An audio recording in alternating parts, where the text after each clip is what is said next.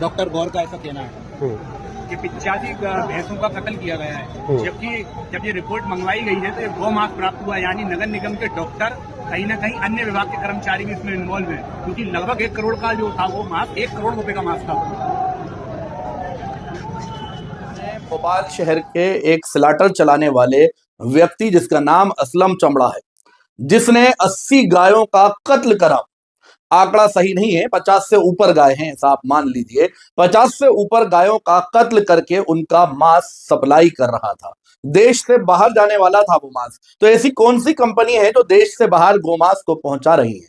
पहले उनकी भी जांच होनी चाहिए। उसके बाद जिस तरीके से नगर निगम के कर्मचारियों ने नगर निगम के जिस डॉक्टर का नाम भानु हिंदू ले रहे हैं, उस डॉक्टर के ऊपर भी तफ्तीश होनी चाहिए कि कैसे उसने इस मांस को ये बता दिया कि ये बफेलो का मांस है, जबकि वो मांस जो था वो गाय का मांस था। जब खुलासा होता है, टीम जांच करती है, लेब में जांच होती है और वो गाय का मांस पाया जाता है, और थोड़ा बहुत मांस नहीं, करोड़ों रुपए का मांस सप्लाई हो रहा था भोपाल शहर से। अब ये पूरा जांच का विषय है कि इसके अंदर कौन कौन लिप्त है लोग जो गाय के गोश्त को जगह जगह तस्करी करते हुए नजर आ रहे हैं। धड़ल्ले से भोपाल से गाय का मांस कुंटलों की तादाद में कट के जा रहा है और पुलिस को, प्रशासन को, शासन को कानो कान खबर नहीं।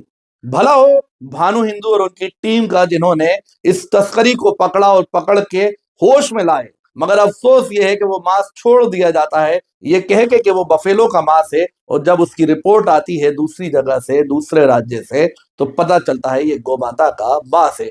आप पूरा वीडियो देखिए और सुनिए कि भानु हिंदू क्या बता रहे हैं आपको, उनकी बात भी आप सुनते जाइएगा। सबसे पहले आप लोगों ने ट्रेस किया था और उसमें अब तक जो कार्रवाई हुई है, क्या आप उससे संतुष्ट हैं या कुछ उसमें और भी नाम शामिल हो सकते हैं? देखिए आदरणीय भाई साहब, 17 दिसंबर को ट्रक पकड़ा था। ये घटना पहले दिन नहीं हुई है, इससे कई दिनों पहले से हम लोग को सूचना थी कि भोपाल के जिंसी के स्लॉटर हाउस में इस प्रकार की गतिविधियां चल रही हैं, लेकिन पुख्ता सबूत नहीं मिल पा रहे थे, इसलिए कई दिनों से हम लोग उसको पकड़ने का प्रयास कर रहे थे। लेकिन 17 दिसंबर को हमारे जो मुखबिर रहते हैं, मुखबिर तंत्र रहता है, उनके माध्यम से पता चला कि लगभग 100 से अधिक गौवंश का वध करके उनका मांस बॉम्बे एक्सपोर्ट किया जा रहा है, वहां से विदेश जाएगा। तो जैसी सूचना मिली, हमारे लोग उस ट्रक के पीछे लगे और पीएचयू के पास उस ट्रक को रोका, जिसमें 26 टन से अधिक मांस हम लोग को प्राप्त हुआ। तत्काल हमने मौके पे से ही पुलिस अधिकारियों को सूचना दी। पुलिस अधिकारियों ने उस ट्रक को जब्त करके भोपाल के वेटनरी हॉस्पिटल पे पहुंचाया और वहां से उसके सैंपल लिए गए और मथुरा लैब पहुंचाया गया, जिसमें हमको 3 दिन का आश्वासन दिया गया था कि 3 दिन के अंदर इसकी जांच रिपोर्ट आ जाएगी। लेकिन दुर्भाग्य की बात है कि 20 दिन से अधिक का समय लग गया और वो जो ट्रक जब्त किया गया था उसका माल जो है उस ट्रक ड्राइवर को सुपुर्द कर दिया गया था, जो कि खपा दिया गया, उससे 1 पैसा जनरेट कर लिया गया है।